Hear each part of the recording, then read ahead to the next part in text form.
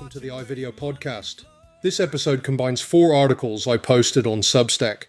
Those articles are: first, Truth Denied, how Shoalhaven leaders silenced councillor tribe while preparing job losses. Second, a CEO for Shoalhaven, expectations, secrecy and politics. Third, Andrew Constance and the Shoalhaven CEO role, fit or risk. And finally, a poisoned chalice, why Constance should not be CEO of Shoalhaven. It is not clear if there will be an announcement at Tuesday's council meeting. The whole process has turned into a mess, but it is worth keeping these articles at the top of mind. So, with the help of Google Notebook LM, here is a video summary of the articles. They are referred in the video as the source. All right, let's get into it. We're talking about a story unfolding in local government that honestly has some huge implications. Down in the Shoalhaven region of New South Wales, a top job has been filled in secret. And, it's raising some pretty serious questions about transparency, politics, and who is really calling the shots. So let's just think about this for a second. What actually happens when the biggest, most powerful, unelected job in your town gets filled completely in secret? Behind closed doors, with zero public input and absolutely no transparency. What does that mean?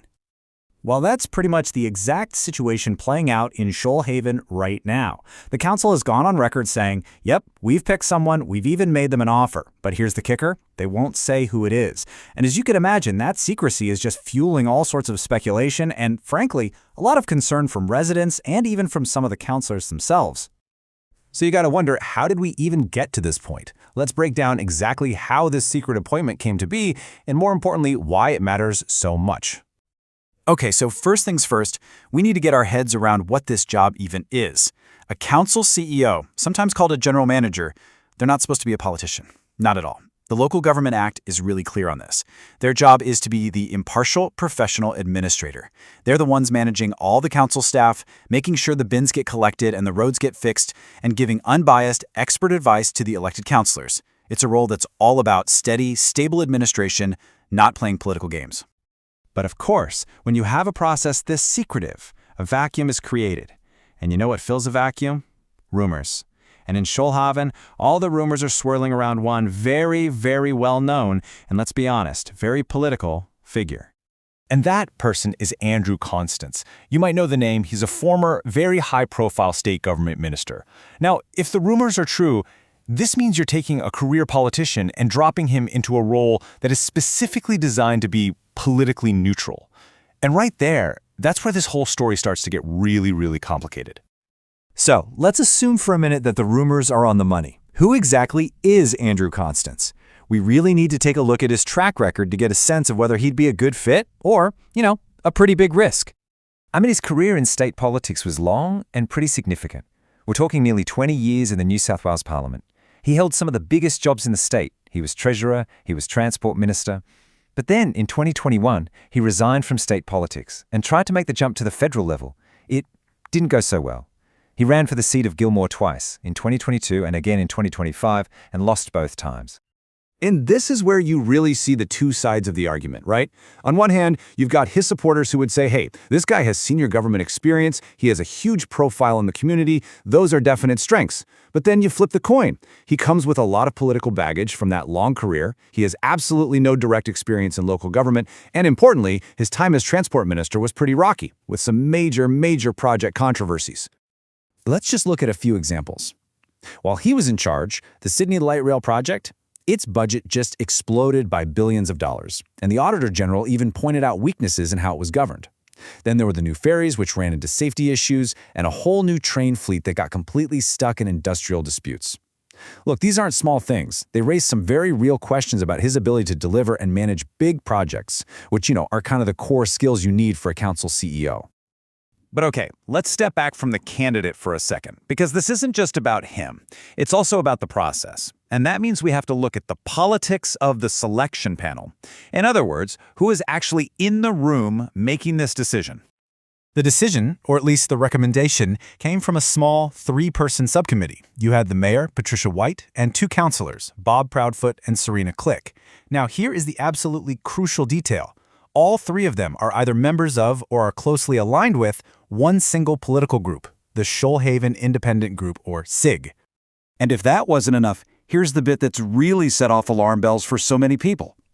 2 of those 3 people on the panel, Mayor White and Councillor Click, have been seen publicly, actively campaigning for Andrew Constance in his previous election campaigns.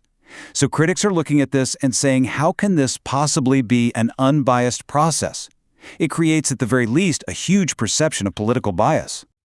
Okay, so for those who are critical of this whole situation, they're saying this secret appointment isn't happening in a vacuum.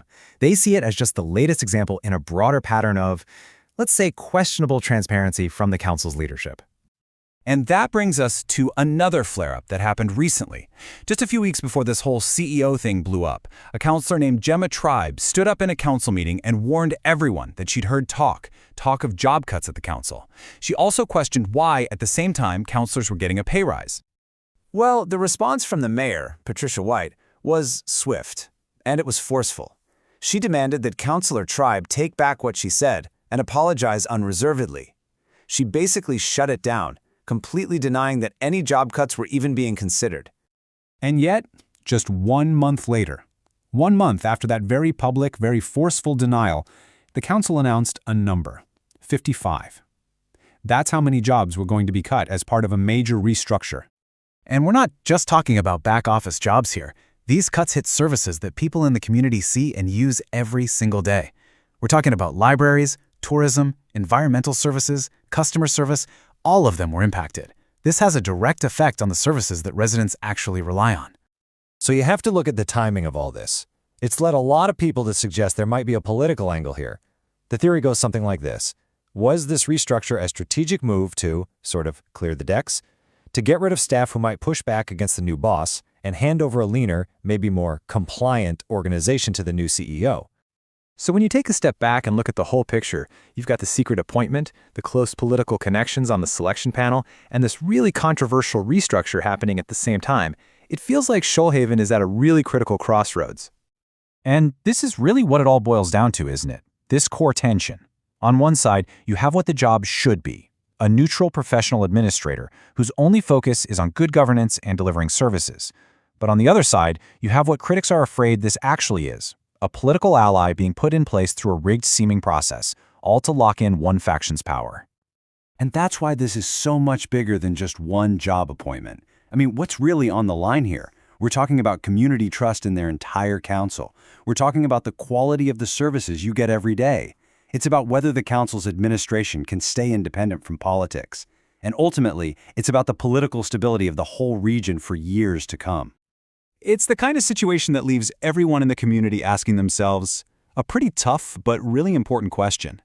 When the lines between politics and good, clean process get this blurry, who's the one that ends up paying the price?